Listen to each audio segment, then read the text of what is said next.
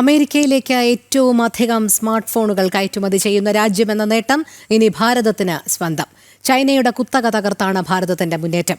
39% വർധനവാണ് August മാസത്തിൽ മാത്രം രേഖപ്പെടുത്തിയത്. ഇന്ത്യ സെല്ലുലാർ ആൻഡ് ഇലക്ട്രോണിക്സ് അസോസിയേഷന്റെ കണക്കുകൾ പ്രകാരം 2025 ഓഗസ്റ്റിൽ ഭാരതത്തിന്റെ സ്മാർട്ട് ഫോൺ കയറ്റുമതി 39% വർധനവാണ് രേഖപ്പെടുത്തിയത്. ഇതോടെ $1.53 ബില്യൺ ഭാരതത്തിന്റെ കയറ്റുമതി. ഇതേ കാലയളവിൽ യുഎസിലേക്കുള്ള കയറ്റുമതി ഇരട്ടിയിലധികമായി വർദ്ധിച്ചുവെന്നും PTE റിപ്പോർട്ട് ചെയ്തു. കഴിഞ്ഞ വർഷം ഓഗസ്റ്റിൽ $1.09 ബില്യൺ നിന്നും ഈ വർഷം ഏകദേശം $1.53 ബില്യൺ കയറ്റുമതി വർദ്ധിച്ചത്. 2024 ഓഗസ്റ്റിലെ $388 മില്യൺ താരതമ്യം ചെയ്യുമ്പോൾ യുഎസിലേക്കുള്ള കയറ്റുമതി 2025 ഓഗസ്റ്റിൽ 148% വർദ്ധിച്ച് $965 മില്യൺ ആയി.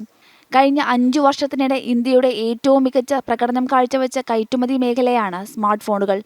2025 സാമ്പത്തിക വർഷത്തിൽ HS കോഡ് പ്രകാരം രാജ്യത്തെ ഏറ്റവും വലിയ കയറ്റുമതി മേഖലയായി ഇത് മാറിയെന്നും അസോസിയേഷൻ അഭിപ്രായപ്പെട്ടു. ആപ്പിൾ, ഐഫോൺ കരാർ നിർമ്മാതാക്കളാണ് പ്രധാനമായും സ്മാർട്ട് ഫോൺ കയറ്റുമതിയിൽ തിളങ്ങുന്നത്. അമേരിക്കയിൽ വിൽക്കുന്ന ഐഫോണുകളിൽ ബഹുഭൂരിപക്ഷവും ഇന്ത്യയിൽ നിന്നാണെന്നും Apple chief executive officer Tim Cook പറയുന്നു.